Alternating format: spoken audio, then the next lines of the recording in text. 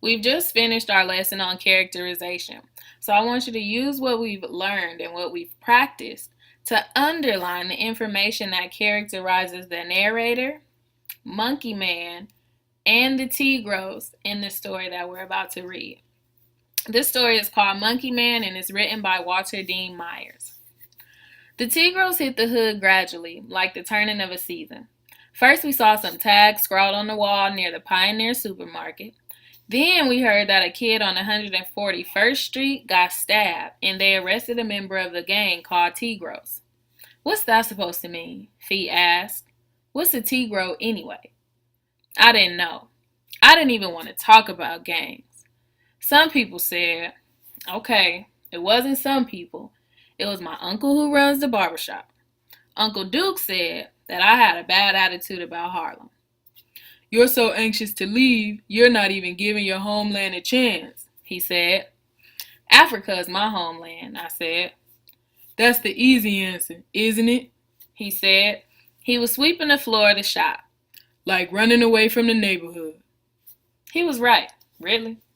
Fee, who was my main man, said that I had black skin and white dreams. That all I wanted to do was to get away someplace and be with white people.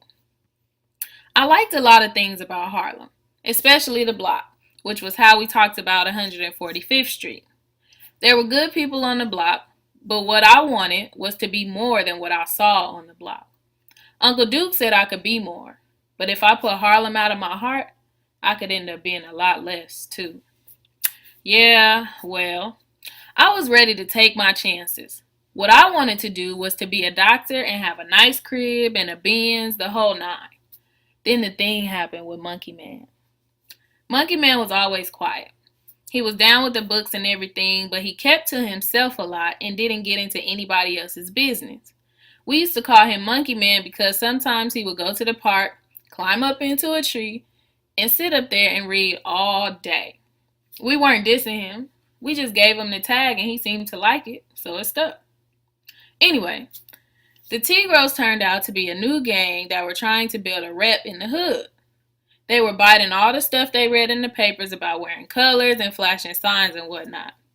It wasn't a real big thing until they started terrorizing stores, and then they beat up a lot of people and stabbed that one kid. After that, you saw their tag all over the place. Like stabbing a kid was something to be proud of. What usually happens when a new gang makes the scene is they jump bad as a posse for a while until they step too far and their leaders get busted. Then, when they realize that their reps and tattoos and colors don't keep them out of jail, they chill and their colors fade. But that hadn't happened yet with the Tigros. They were still wilding and messing with people and putting out squad tracks. A squad track is when somebody messes with a posse and they let everybody know they're going to kick his butt.